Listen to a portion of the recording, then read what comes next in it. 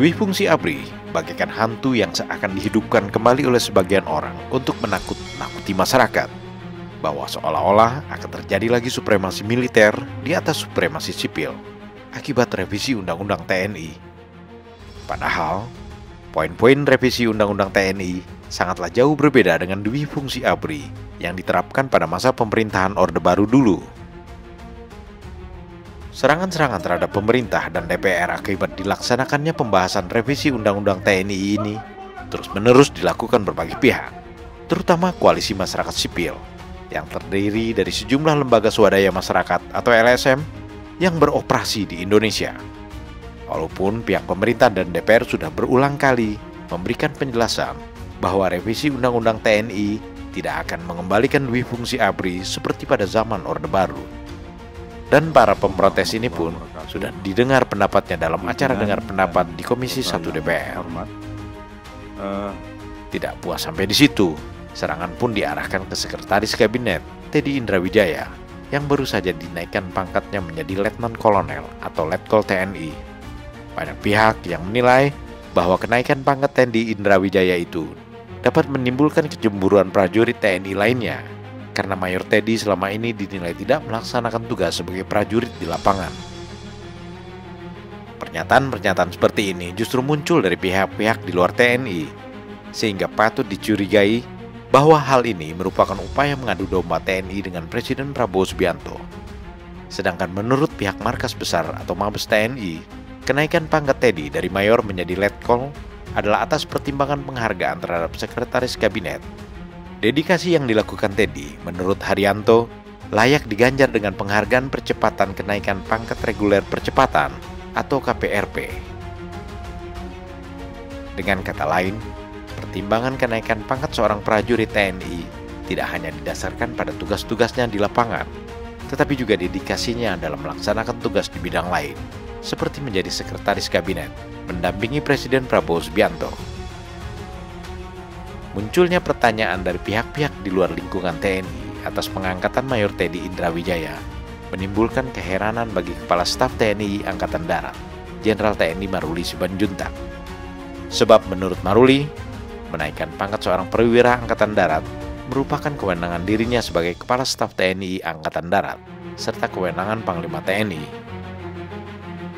Itu kan kewenangan Panglima, kewenangan saya. Ya, ada orang yang sudah dianggap oleh Presiden bisa membantu, bisa mengkoordinasikan, kita kasih pangkat lebih tinggi. Apa masalahnya? Kepala Staf TNI Angkatan Darat, Jenderal Maruli Simanjuntak mempertanyakan, apakah betul ada prajurit TNI yang melakukan protes atas keputusan tersebut? Pertanyaan ini diajukan Maruli lantaran ada yang mengatakan bahwa seorang prajurit TNI yang sedang bertempur di Papua mempertanyakan proses pengangkatan Mayor Teddy menjadi Letkol. Kalau memang ada prajurit yang mempertanyakan itu, Jenderal Maruli ingin tahu siapa orangnya. Ada orang lah temennya tentara yang pernah di Papua. Siapa yang pernah di Papua? Berapa orang yang pernah penugasan Papua? Ya, Papua itu penugasan Papua yang bertempur betul itu mungkin nggak nyampe 5%. Yang lain di Papua pinggiran itu. Ya, saya tahu percis. Jadi yang ribut-ribut kalau misalnya betul ada tentara yang komplain, kenapa ini duluan dia yang bertempur nggak naik-naik. Saya pengen tahu orangnya siapa. Betul nggak dia pernah bertempur? Ya, cek betul, pernah perang nggak dia? Ya, biasanya yang nggak pernah perang itu yang bacotnya terlalu banyak. Berbagai pertanyaan mengenai pengangkatan Mayor Teddy menjadi Letnan Kolonel tidak lepas kaitannya dengan revisi Undang-Undang TNI di DPR saat ini. Posisi Teddy Indrawijaya sebagai Sekretaris Kabinet dipertanyakan karena Teddy masih berstatus perwira militer aktif.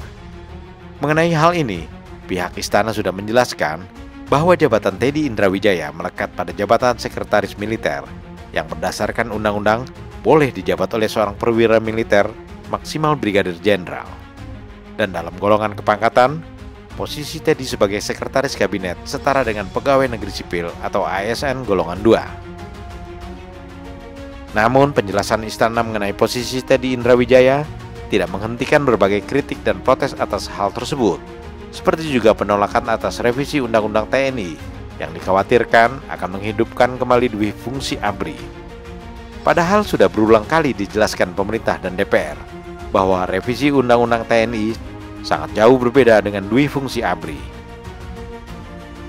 Dui fungsi ABRI yang diterapkan pada zaman pemerintahan Orde Baru membolehkan anggota TNI aktif menempati jabatan-jabatan politik seperti gubernur, bupati, dan wali kota. Sedangkan revisi Undang-Undang TNI hanya menyinggung beberapa jabatan di pemerintahan yang bisa diisi oleh prajurit TNI.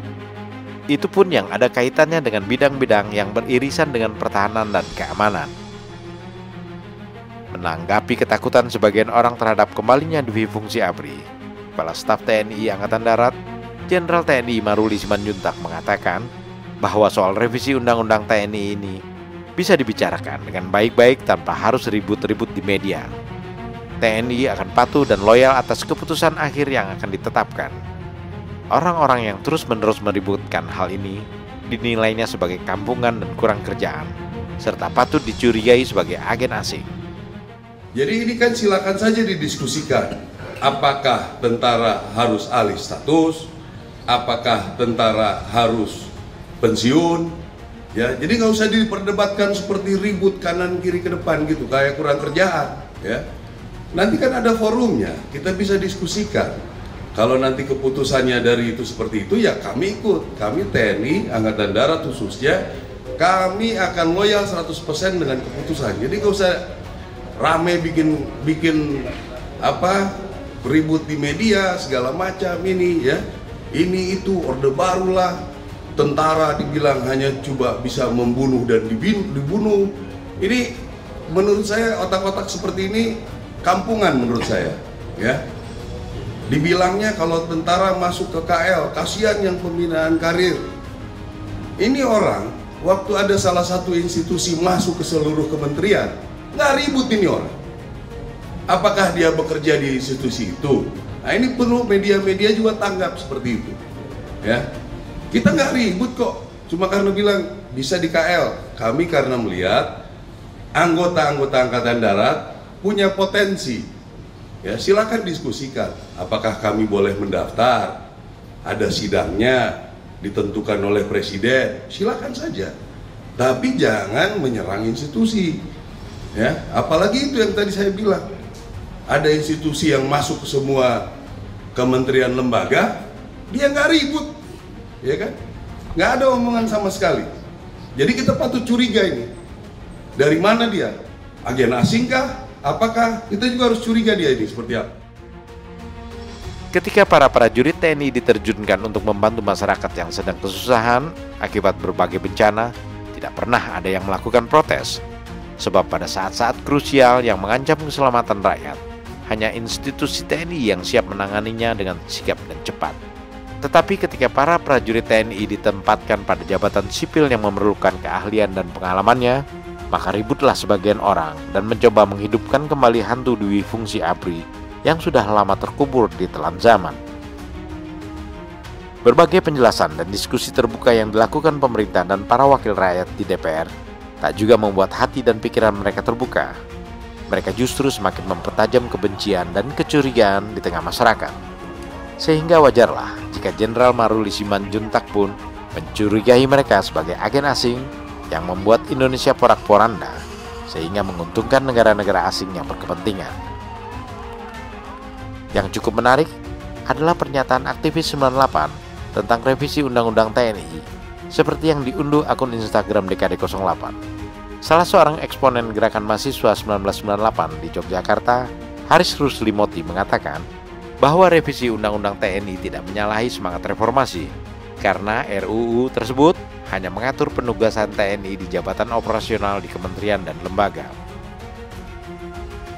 Perlu diketahui bahwa para aktivis 98 adalah mereka yang pernah merasakan dui fungsi ABRI pada zaman Orde Baru, sehingga mereka pun bisa membedakan dui fungsi ABRI dengan revisi Undang-Undang TNI di era pemerintahan Presiden Prabowo Subianto.